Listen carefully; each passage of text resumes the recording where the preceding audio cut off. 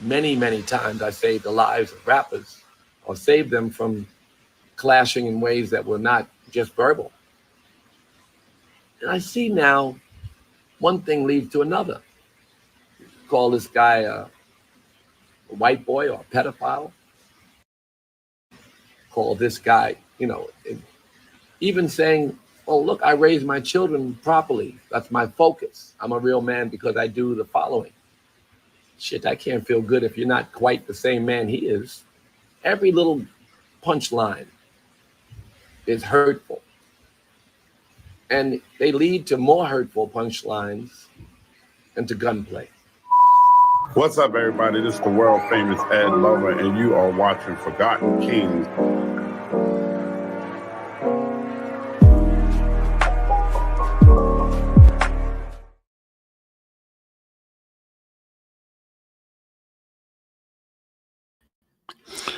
Peace, peace. This is Brother Faheem. Welcome to the Leave of Logic podcast. Hey, man, I'm glad to have y'all here.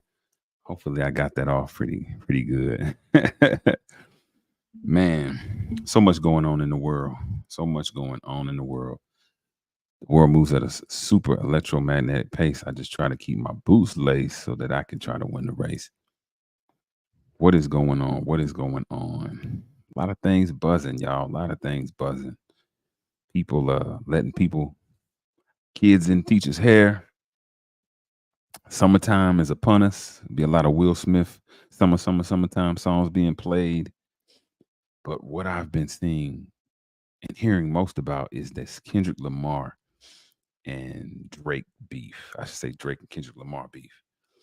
Man, it's crazy. It's nuts. And so I figured that I would come on here and speak to it, kind of let the people see some things. I might play what I played over. I might play my intro over again because I'm not sure people were able to see it. It's only one person here. Let's see who this is. Let's see who this is. If you can comment, whoever that is, make sure you comment. But welcome, y'all. Whoever you are, share this link. Share this link with your people. But Drake and Kendrick Lamar. A lot of people, I read a lot of things. I read so many things, and I heard a lot. People were saying, why are we discussing this? What is the relevance of this? What is the significance of these two rappers? Who cares about what they have to say? They're just rappers anyway. You have a point there. But at the same time, when you're talking about culture, at least Black culture, you got to realize arts have always been a deep part of our movements, of our lives here in this country, right? When you think about the civil rights movement, when you look out there and see who was marching right next to Martin Luther King, you see Dick Gregory, who was a comedian. You see Harry Belafonte, who was a calypso singer. When Reuben Hurricane Carter, the hurricane who Denzel played in that movie, The Hurricane, they showed a part where Bob Dylan was singing. He created the song The Hurricane. You saw Muhammad Ali. You saw entertainers involve themselves in the culture, right?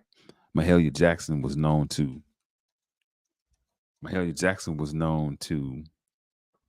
sing for Dr. Martin Luther King, right?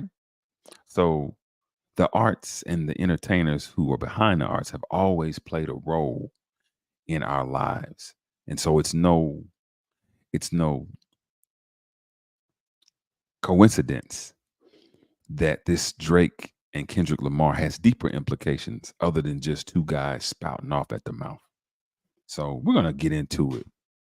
We're going to get right on into it. And please, I know it's just two of y'all right now, but this is what I would ask y'all to do. Like and subscribe if you already haven't, but send it to some friends. If you're on Twitter, post the link on Twitter, right? If you're on YouTube, send it out. Just send it out to all your people so they can come on in and enjoy what I have going on. Yeah. So I call this bill the hypocrisy of exclusion, right? Or the hypocrisy of inclusion.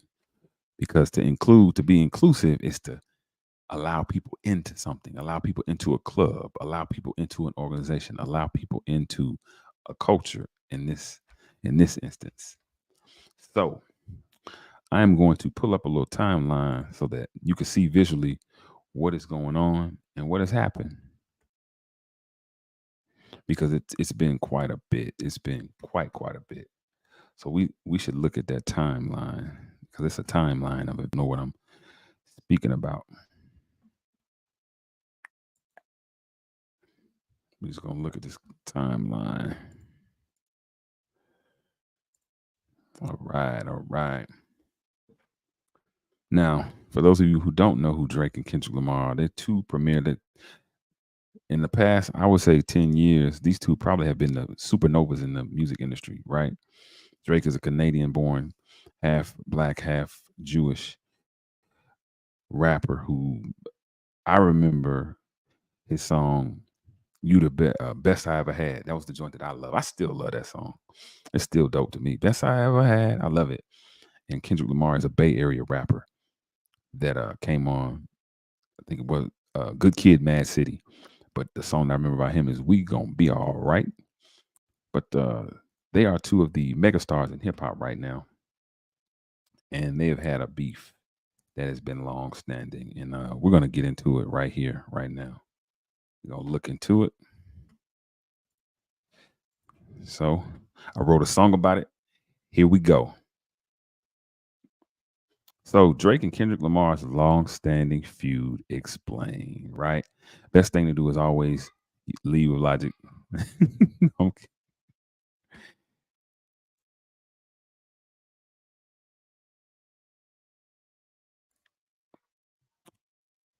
Sorry about that. Sorry about that.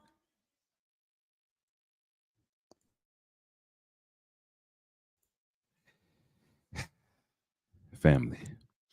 So here we go. Drake and Kendrick Lamar's long-standing feud explained. So the beef between hip hop stars Drake and Kendrick Lamar is heating up and is now being battled on the charts, but only one reigns supreme for now. So we're gonna continue reading. I just want to get into. So there was Not Like Us. This was a song. This is one of the rebuttals. Drake has a diss track. Family Matters. You know, he talks about Kendrick. You know, it says this is Drake's 78th song to be included in the top 10 on the Hot 100 chart, making him the artist with the most top 10 entries per the magazine. Yeah, Kendrick is huge. Kendrick is I'm sorry, Drake is huge. My bad. But both of these guys are like I said, they're supernovas. But I want to show you guys how it all started, right? That's a little bit of backstory, but I want to get okay. Here we go. We're gonna go back in the time. So here it is, 2011. Lamar appears as a guest on Drake's album Take Care. Early in his career, Kendrick Lamar appeared as a guest artist on the song Buried Alive interlude on Drake's second album, Take Care, released in November of 2011. Next year, 2012, Drake invites Lamar to be his opening act on his Club Paradise tour. So early on, these guys have a bond, right? And you see Drake reaching out to a younger artist, trying to take him out on the road. I saw a bill where it really broke it down. And, you know, that tour, Drake, they wanted Drake to take an R&B singer. He actually fought for Kendrick Lamar and A$AP Rocky to get him on, right? So he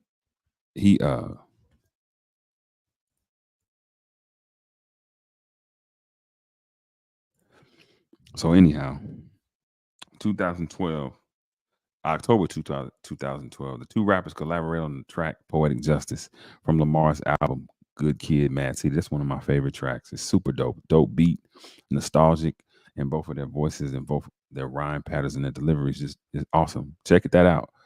Drake and Lamar collaborated on the song Poetic Justice featured on studio album Good Kid, Mad City. So,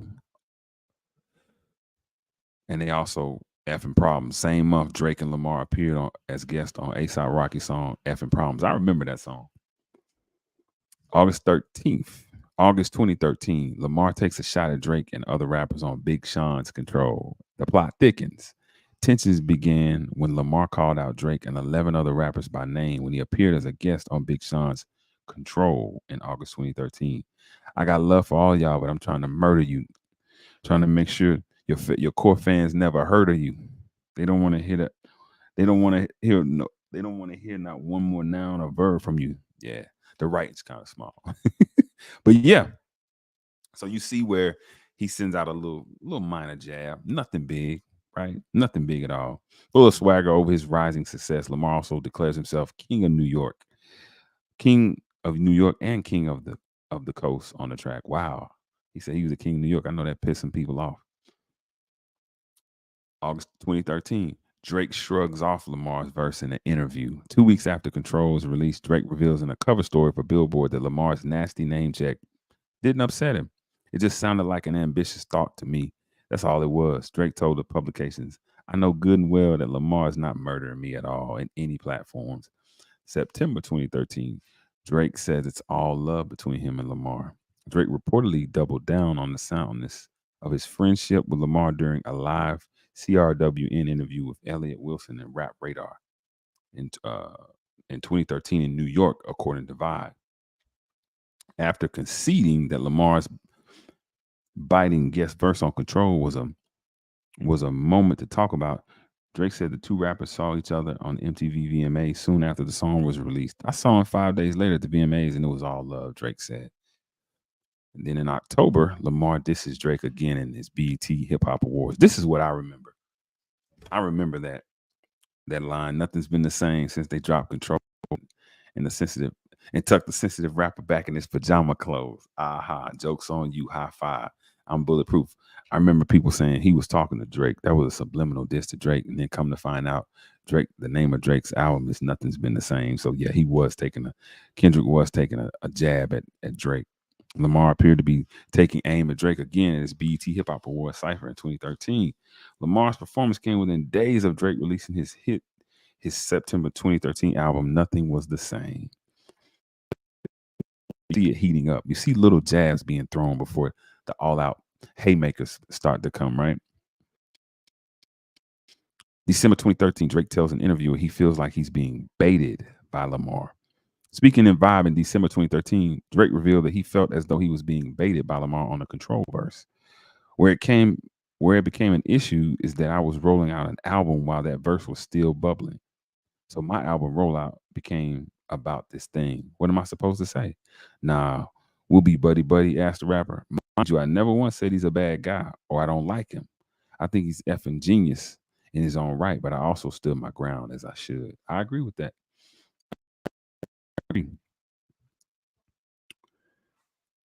And with that came another step, which then I have to realize I'm being baited and I'm not going to fall. He said, Michael Jordan doesn't have to play pickup to prove that he could play ball. No offense, but I'm not going to give you a chance to shake me necessarily because I feel great. There's no real issue. So Drake is still being humble. He's like, I don't have anything to prove here. 2014 to 2020, so it's going to skip over some ground, right? The two rappers take shots at each other on several more diss tracks. 2023, J. Cole collaboration with Drake on First Person Shooter. And in October of 2023, Drake collaborated with fellow rapper J. Cole on a track called First Person Shooter. J. Cole brags about his rapping prowess on the track, referring to himself, Drake, and Lamar as the Big Three, singling himself out as Muhammad Ali, or in other words, the greatest of all. That's funny. March 2024, Lamar blasts Drake and J. Cole on Like That.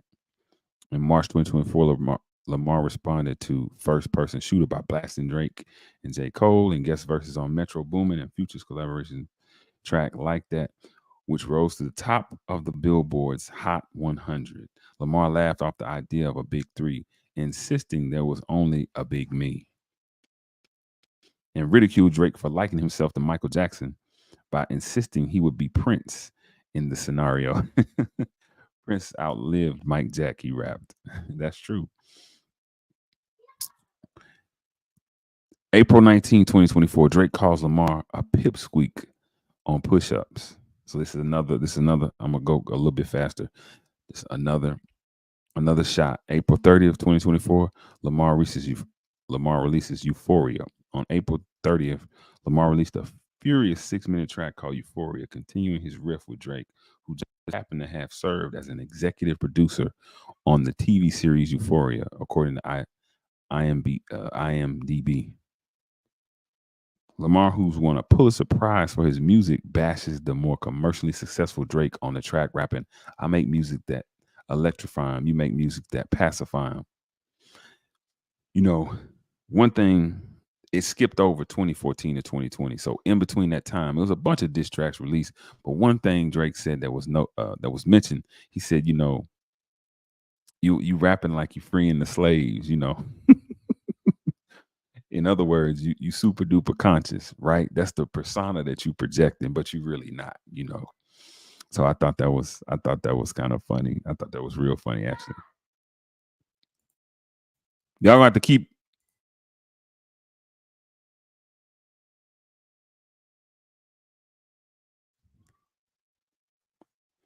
May 3rd, 2024. Lamar follows up with 616 in LA. Days later, Lamar released 616 in LA on his Instagram page. The song title pokes fun at Drake's time and location themed songs such as 6 p.m. in New York, 9 a.m. in Dallas, and 4 p.m. in Calabasas. Lamar name checks OVO, the independent music label owned by Drake, on the song. Have you ever thought that OVO was working for me? Fake bully. I hate bullies. You must be a terrible person. Everyone inside your team is whispering that you deserve it. Wow.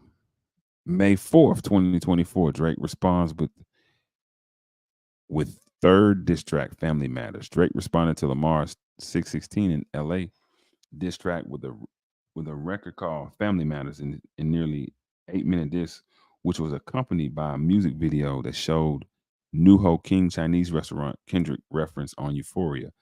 Drake takes shots at Kendrick's relationship with his fiancee, Whitney Alford, alleging abuse and infidelity. When that happened, that's when it got personal. That's when it started to get ugly. You the black messiah wiping up a mixed queen. Ooh. And hit vanilla cream to help out with your self-esteem.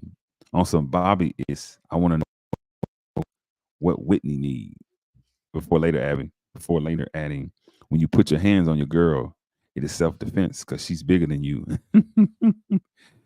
Yeah, I heard that song. I was like, whoa. May 4th, 2024, Kendrick Lamar responded to Drake with his scathing diss, Meet the Grams. Soon after Drake's Family Matters arrived, Kendrick Lamar returned with a blistering response called Meet the Grams. That was the first one I heard, Meet the Grams, and it was a narrative. He was really just going in on Drake, talking about how Drake was a piss poor dad, talking to his dad about him being the wackest son and what kind of role model was he for Drake. It was kind of crazy. May 4th, Kendrick Lamar follows up Meet the Grams with Not Like Us. Okay, Not Like Us. Kendrick Lamar didn't wait for Drake to respond in his third diss track. Meet the Grams opting to release a fourth targeted diss track at Drake with Not Like Us. I'm going to stop here because this is where it begins to now take a racial turn, right?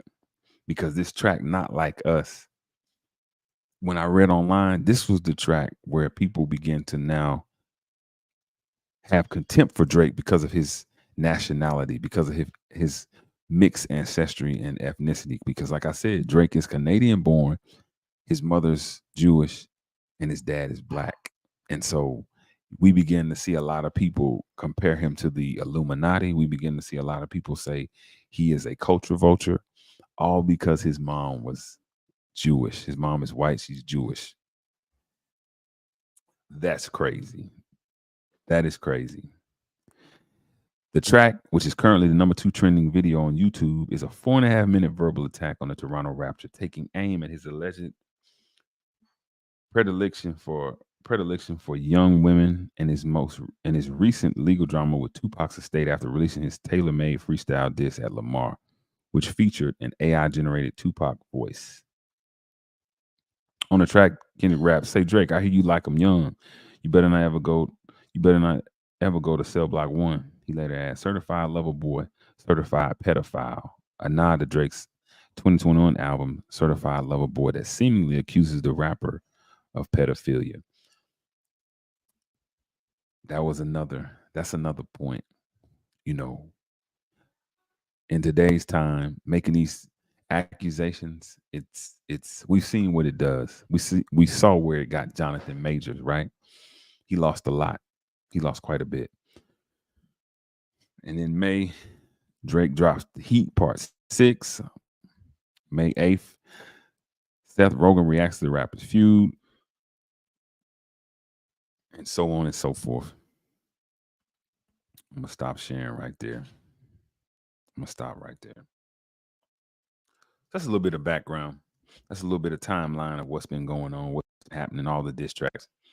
But I wanted to stop at those songs because at the They're Not Like Us, right? Because that was the point where I started to read. People really start to get off into something really sinister. They begin to now say Drake is a culture vulture. Drake is not with us. Drake has never been one of us.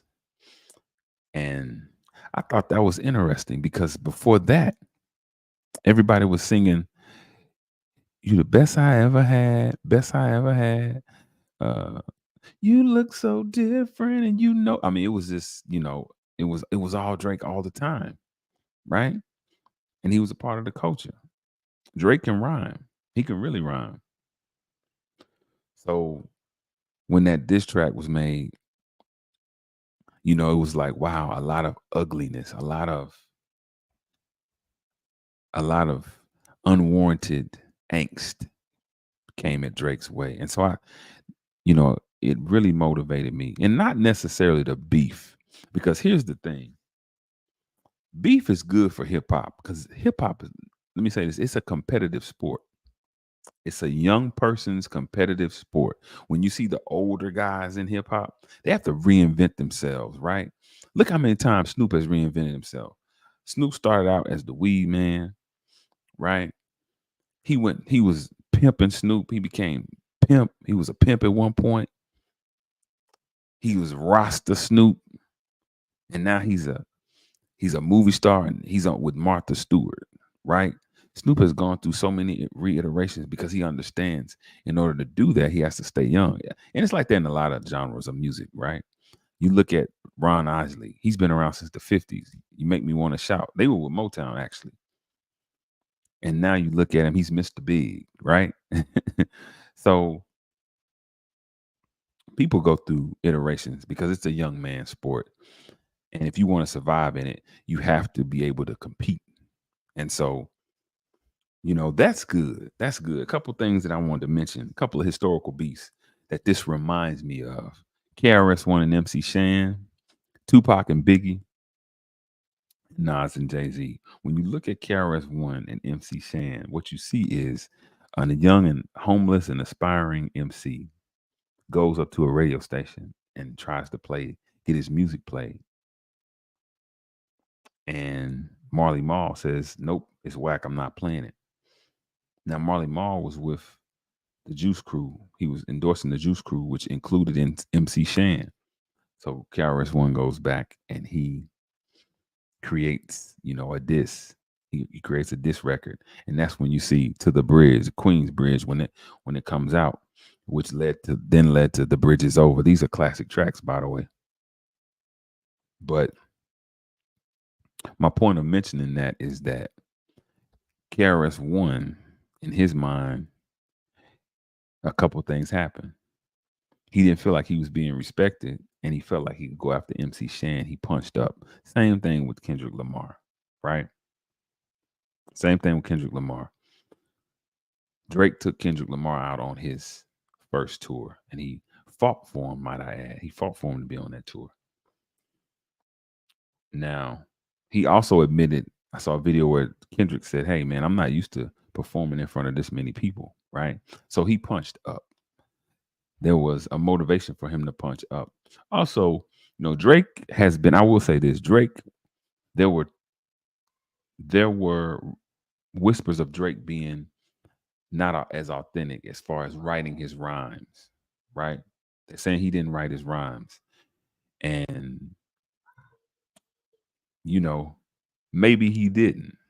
Eazy-E didn't write his rhymes. The DOC, Ice Cube, they wrote Eazy's rhymes, but he was a hell of a performer, and he has a dope and recognizable voice. He has a dope and recognizable.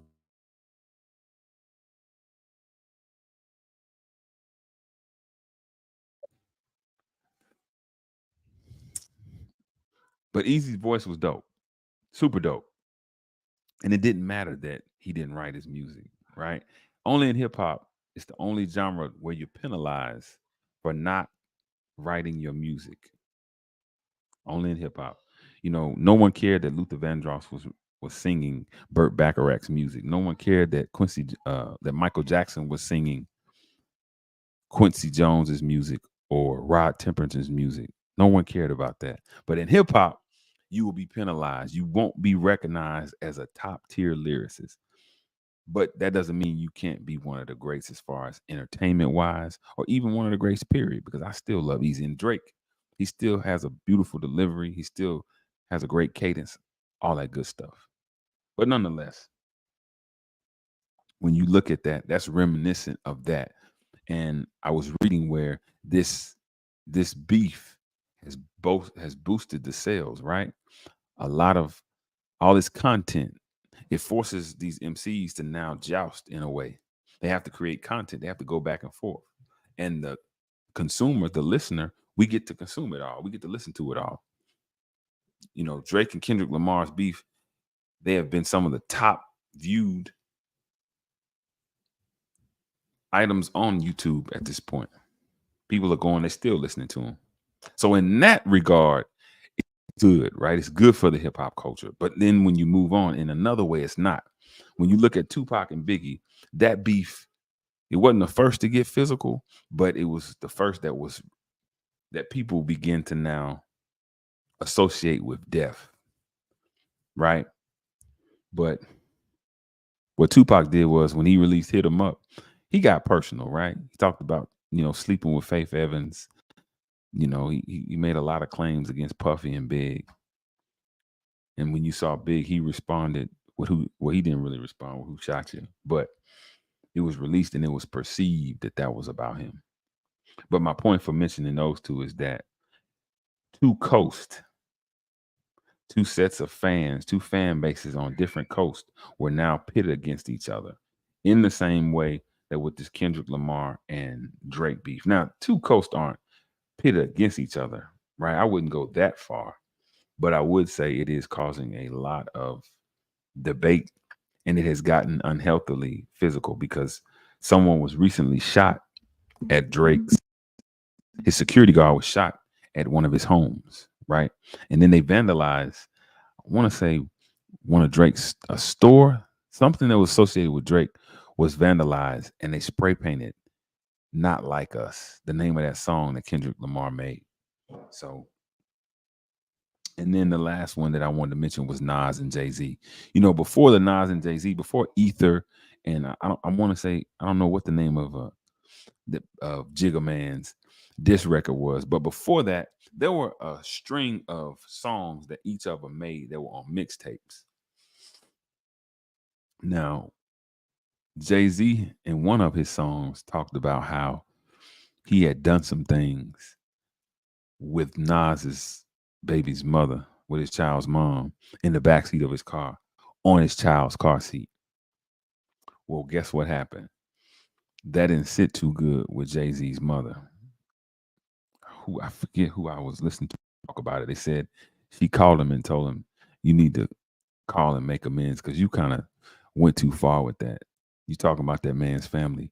That can lead to violence.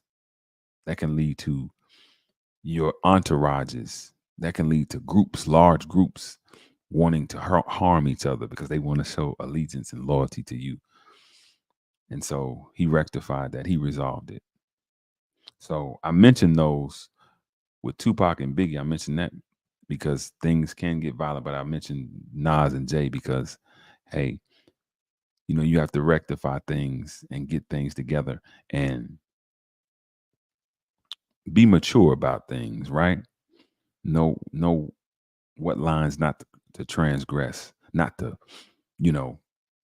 topple over, because it can get real ridiculous real fast. But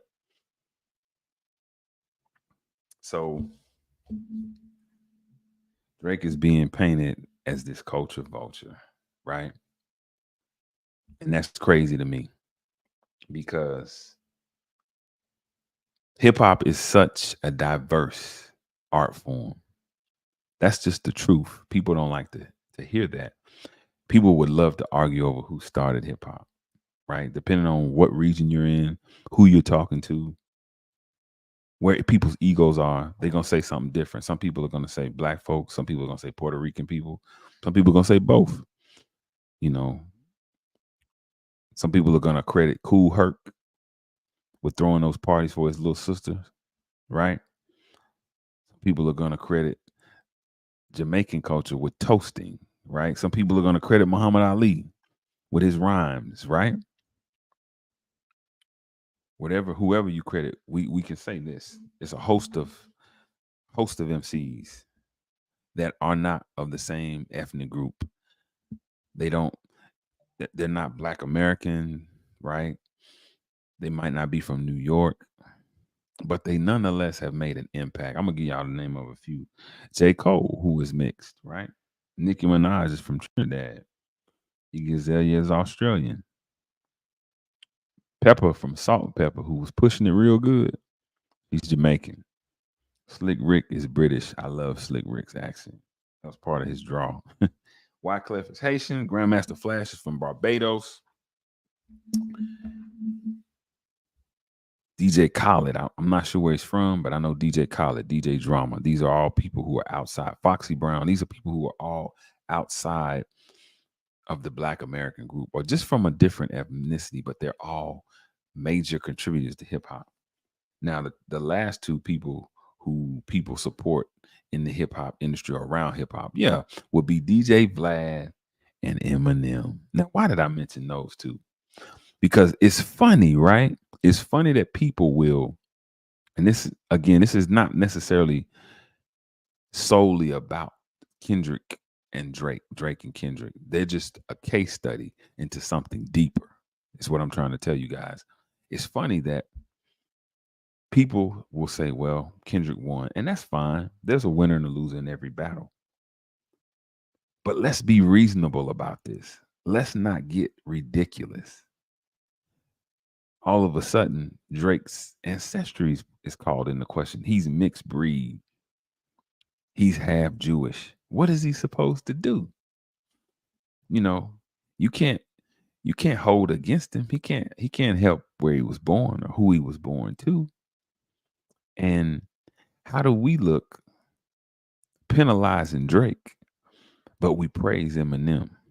And even before Eminem, we praise and we support DJ Vlad, right? People still go on. People still being interviewed by Vlad. Vlad still has 9 million, something odd, however many in the millions of subscribers. And Vlad has violated a couple times, a few times. Yeah, Vlad has violated a few times. So let me share something with you guys. Vlad had some things to say about the minister.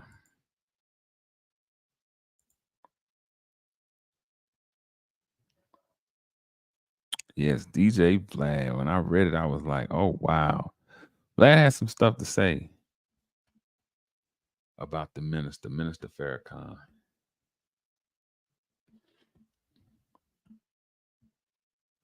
Do I have it up here?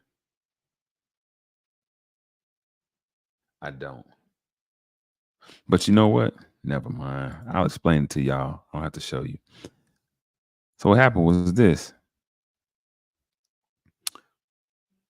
Vlad was interviewing D.L. Hughley, and this was after Savior's Day. I forget what year. It was one of these past years, maybe 2 years ago, something like that. Well, the minister mentioned the stone having a stone, speaking to a specific person, as he always does. You know, the minister's words are always misconstrued, selectively misconstrued. But he was speaking about throwing a stone at a certain type of individual, at Semitic Jews. Yeah, he was talking about Jewish people, but he wasn't talking about all Jews, right? He was talking about Zionist Jews, and when Vlad explained it, he explained it like he was talking about all Jews. Typically, what they do with the minister, they take his words and distort it and contort it to turn people against him because people aren't going to go and listen to his actual words. And when he did that, people start coming after him. He lost a lot of support. Lord Jamar, Godfrey, Royce the 5'9", Nick Cannon, all these people, Noriega, all these people pulled away from him. But you still see Vlad making money. You still see Vlad doing what he does. Not just viewers, but guests. People still showing up to Vlad's podcast. They still showing up to Vlad's studio, you know. And it's like, wow, we still supporting Vlad after that, after he showed us who he was. And then he came back and cleared it up. He came back and said, hey, it was a portion of the minister's speech that I misconstrued, and I want to take that. I'm going to take out, you know, my comments and statements.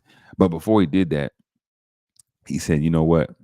He would apologize to the minister, but the minister would have to come on Vlad TV. Like, nah, that's not gonna happen. You don't get to make demands on the minister. First of all, he's an elder, and second of all, nah, we don't really trust you like that, fam. I shouldn't even say fam, bruh. We don't even trust you like that, bruh. Nah, the minister's not coming on there. That would benefit you. That wouldn't benefit the minister. So, but my point is, Vlad is still respected and still celebrated in our community. He's still, and I don't, that's why I'm scratching my head. I don't know why. I couldn't tell you why. Corey Holcomb said, it's typical. He said they'll come on Vlad's show, right? But they won't go on his show. Even with all that controversy, even with Vlad saying and doing something as ignorant as that, people will still, you know, go on that show. Now, Eminem, I will share this article. I have this article. A lot of y'all don't remember when Eminem dissed Michael Jackson. Yeah, he dissed Michael Jackson, and it was crazy. I'll pull that article right on up. He dissed Mike.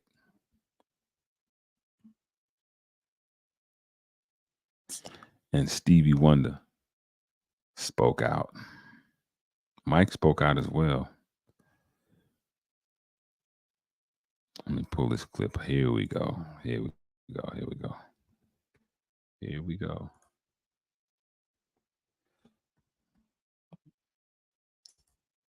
Yeah, this was crazy. This was crazy. This is crazy. Welcome, welcome. Share out the space. Share out the space. Share out the space, please.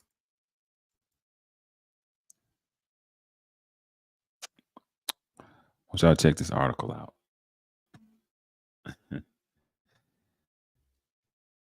It comes up.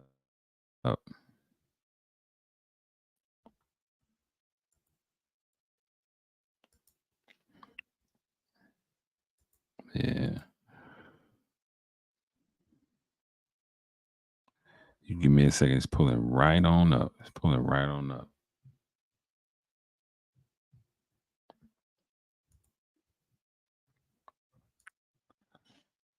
I'm trying to share this one more time with you guys.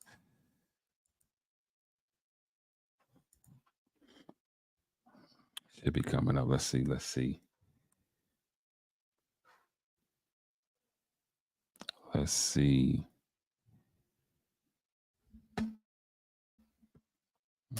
It's not pulling up. But nonetheless, Mike was offended. Michael Jackson was offended at what Eminem did. He had a video where he made fun of Mike, and he mentioned Mike. He mentioned Mike's trial, and there's a lot of things that Mike didn't appreciate. And he said, I don't really appreciate that. But now, what I love that Mike did was he bought the rights to Eminem's music. Yeah, Mike did the business thing. Love and Knowledge League. Yes, thank you. I appreciate that. I appreciate that. Yes, share it out. Share it out, y'all. I see you, LaShanta. I see you. Wherever y'all are, share this on Spaces, share this on wherever you can. Share it out so we can get some people in here. Let me see. I'm gonna try to pull up this article for you guys. I'm gonna try to pull up the article. Hopefully it'll come up.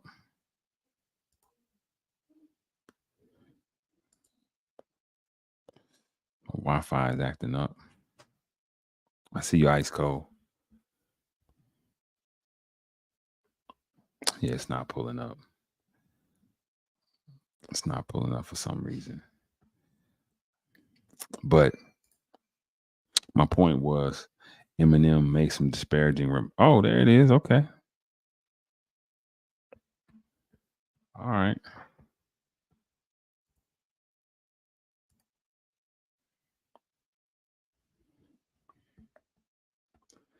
Michael Jackson was so upset Eminem dissed him, he bought rights to rappers' music.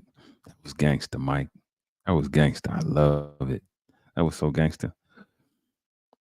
No questioning, Michael Jackson and Eminem are two of the greatest musicians to ever grace our ears. That's debatable. That's debatable, at least for Eminem. Obviously, their genre of music is very different, but they both adored by fans. That's true of their said genre, and even people who are not typically the biggest fan of their type of music. Yep, that's the truth. The pair's beef all started with Eminem's 2004 single "Just Lose It," which generated a lot of controversy at the time due to its apparent parodying of Jackson. In the track, Eminem referenced Jackson's child molestation, trial, plastic surgery, and an unfortunate incident in 1984 where Jackson's hair caught on fire during a Pepsi commercial. Just a week after Just Lose It was released, Jackson called into Steve Harvey's radio show where he called the song disrespectful. I'm very angry at Eminem's depiction of me in this video. He said, I feel that it is outrageous and disrespectful. It is one thing to spoof, but it is another to be demeaning and insensitive. I've admired Eminem as an artist and was shocked by this. The video was inappropriate and disrespectful to me, my children, my family, and the community at large. And seemingly as an act of revenge, Jackson bought the rights to Eminem's whole music catalog just 3 years later. Jackson's partnership company, Sony ATV Famous Music, the company that owned the rapper's music, bought the catalog for a staggering $370 million. That is so gangster. Mike was not who y'all thought. Mike was a shrewd businessman. But anyhow, I digress. With the mega buyout, Jackson's parent company also had the ownership rights to Bjork, Shakira, and music catalog. So yeah, Stevie Wonder spoke out about that as well. Stevie Wonder said, "There's no way he should be supported in the way that he supported, making moves like that, doing things like that. That's crazy. Who does that?" I remember when Stan Smith, the heavyset European guy that sings, he sang with Disclosure. It was a song called Latch. Yeah, he was singing with Disclosure, and it was a song called Latch, right? He had made a statement about Michael Jackson not being as great of an artist. And Stephanie Mills said, you don't get to talk about Michael. Sorry, you don't get to do that. Nah, he's one of our icons. He's not just the world's icon. He's one of our icons. You can't do that. Nah, don't do that. So, again, nobody's ever really said, hey, Eminem, you need to apologize, other than Stevie Wonder.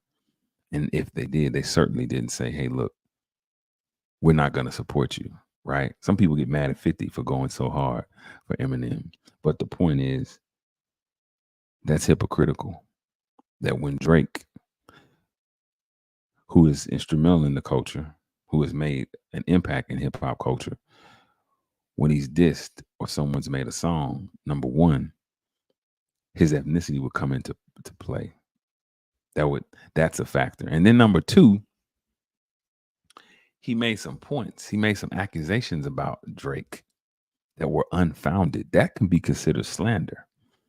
I read another article that said he can be sued for that. Now, as a rapper, you're less likely to see any rapper sue another rapper for claims that they made.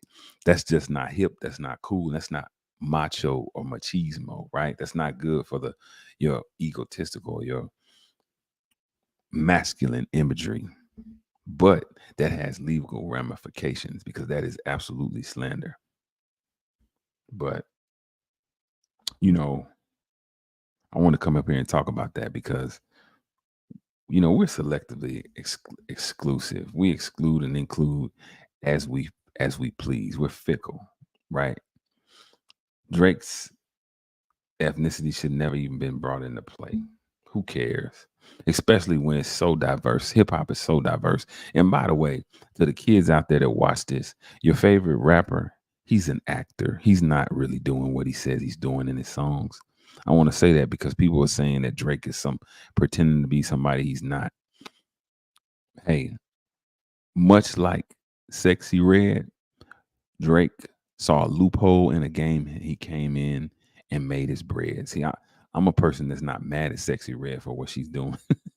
She getting her paper. That's what Sexy Red is doing. It's not up to Sexy Red to teach the children that they don't need to be watching explicit stuff. They don't.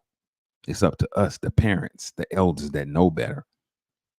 Right? You can't be mad at a snake for biting. You can't be mad at the nature of a person or a thing if it's within their nature to do what they're doing. The best you can do is protect yourself, right? So again, Drake really hadn't been anybody but who he was, right? An artist. He was on Degrassi. He makes dope music. He's down there with Young Money, Cash Money, with Baby and them. Lil Wayne, Nicki Minaj, he down there with them. And Jay Prince, and those Jay Prince's son discovered Drake. That's what it was. His son discovered Drake. But nonetheless, they're actors. They're all actors. It's entertainment. It's all entertainment. And Drake's no different. But Drake really has been true to himself, though. He hadn't pretended to be, no kind of gangster or hard. He's just been a rapping, singing dude. And he ain't the only one that sings. That's another thing, boys and girls, ladies and gentlemen. Drake is not the only person that sings. 50 Cent sang. Ja Rule sang. Busta Rhymes sang. A lot of these guys sing. A lot of them sing. That doesn't make you soft. That just makes you a more complete and well-rounded artist. When we begin to ostracize within hip hop people because of their ethnicity, man, again, it just really invalidates all of hip hop. And it's uncalled for. And it also heightens unnecessary violence. It heightens unnecessary hostilities. Let me say that, unnecessary hostilities. And it makes people who really have nothing to do with that, because they're of mixed ethnicity, you can make them feel uncomfortable. You shouldn't do that. Nah, you shouldn't do that. I would imagine it's super duper hard to be in that space where you're of mixed ethnicity, right? Because Will Smith said this of his experience in Philadelphia. He went to a Catholic school. He said, I was too white with my black friends in the community, and I was too black with my white friends at the school I was attending. That's probably, I would say that's just about every mixed person's journey, right? Especially if they're in a city, and I can't speak. Let me say this. Let me retract. I can't speak for every person because I don't know every person. But I'm sure, I'm only guesstimating now. I only guesstimate that is a large percentage of the people's experience. What I just said. I haven't done any research on that. I don't have any numbers or stats or nothing like that. Not for that. So that's just my conjecture. I'm just adding that. That's anecdotal. But yeah, and these accusations, man, when you make those accusations like that and they're unfounded, you lose credibility. That really goes past beef or a battle when it's something that serious. Knowing in today's time to mention someone being a pedophile, that's career suicide. To mention somebody being a person who is a hate monger or commits hate crimes, that's career suicide. To mention somebody who's, sex traffics or is in a sex trafficking or something like that, career suicide. Image suicide. You'll never live that down. You might as well go live on Mars. Go try to colonize Mars, with the Space Force, because that's not going to work out good. So, and yeah, again, it becomes unnecessarily and excessively divisive, right? When you begin to now make these ill-informed, skeptical allegations, when we begin to now exclude people by their ethnicity, yeah, it only causes divisiveness amongst the culture, the hip hop culture, and people who are less inclined to think and let their logic be their guide.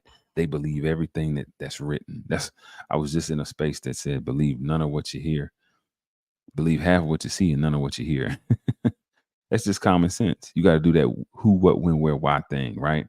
To figure out if something is absolutely true or if it's just another false claim that should fall by the wayside. Yeah. So again, when you look deep into things, ladies and gentlemen, boys and girls, brothers and sisters, you'll start to see the hidden meanings in them. These things might not at the outset or at the outward appearance, they might not look like they don't really have a lot to do with anything, but oh, they do. Oh, they do. Oh, they do. Yeah, they do. They really do. And you ask yourself, when you hear something, a claim about a person, do you just take it and run with it, or do you wait for it to be investigated and be proven true? Right? Let me look at some of these comments. I appreciate y'all. Ice Cold. What is Jewish? What is Jewish? There's a couple of different definitions for that. Did you hear about Vlad? I did hear about Vlad. I heard that Vlad has, I think, a sister, a black woman came at Vlad or something. I want to say something. You could put in the, what do you say? You can put in the comments and I'll read it. LL Cool J and Cool Mo D, absolutely. Loving the knowledge lead. Yeah, just something, just real quick. I wanted to come on here, get some content out. Mike showed how Big Bank takes Lil Bank. He did show how Big Bank takes Lil Bank. That's a part of the reason they got rid of Mike. Mike was making shrewd business moves, y'all. Mike was actually trying to do what Marvel did before Marvel did it. I heard a video recording. It's out there. It's on Instagram now, so I'm pretty sure all of you guys have heard it. Mike was getting ready to buy Marvel. His idea, he had a vision, right, to do exactly what Marvel was doing. He knew it would work. I remember we went to Disney World, me and my family, and I asked my wife, I was like, baby, think about this. What if Mike had created a Disney World based on his musical experience, right? What if one part was the Jackson 5 and the Jacksons, another part was Off the Wall, another part was Bad, and the main attraction was Thriller? Do you know how much money that would have, made? Mike could have been rolling. She was like, yeah, that would have been, he'd still be making money because people would have been going crazy. They would have been visiting the park. So, but he was shrewd like that.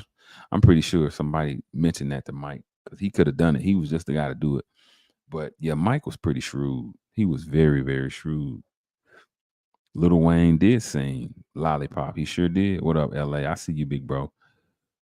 Shannon Wise. I find people are talking too long there in USA, and Aubrey should have been taken in a while ago. I find people are talking too long there in USA, and Aubrey should have been taken in a while ago. Okay, I think this person is saying that they believe that he is a pedophile. Listen, let me say something on that. Again, when people make accusations, I said this earlier to somebody. You know what the difference between the accused and the convicted is? Proof. Proof.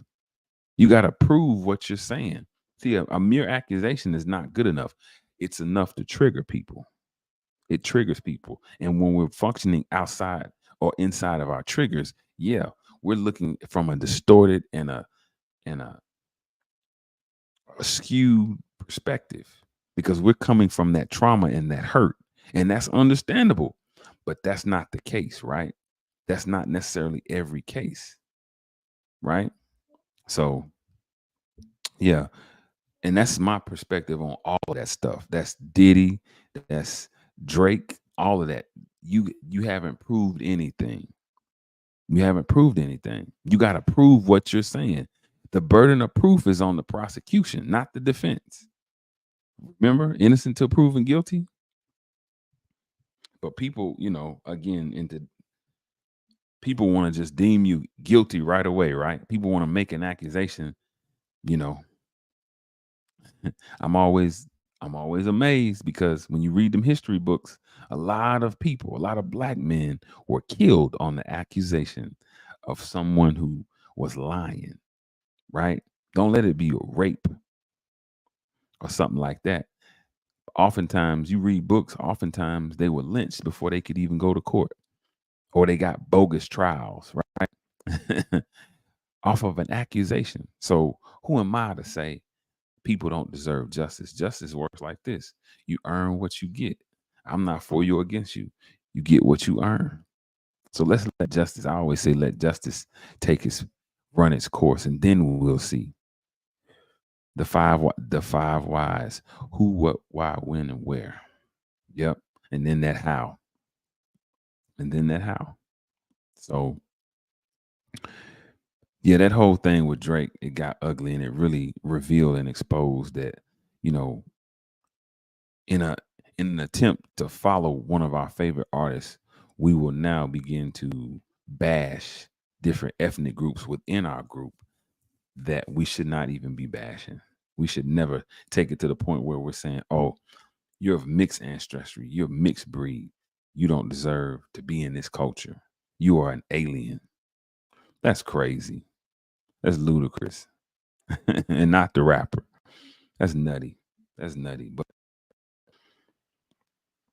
man, I want to come on here and speak to you guys just real quick, just something real fast. I've been talking 57 minutes and it don't even feel like I've been talking 5. So listen, I'm going to end this live.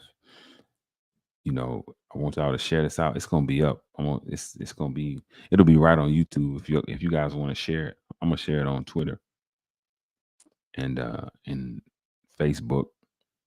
Yeah, and it'll be, like I said, you can go back and watch it. So yeah, it'll be a lot more of these. You'll be seeing a lot more of these with different topics, different things, different resources. I love bringing you guys some pretty dope content. But listen, this is Brother Faheem with Leave of Logic, and may we meet again in the light of understanding. Peace, y'all.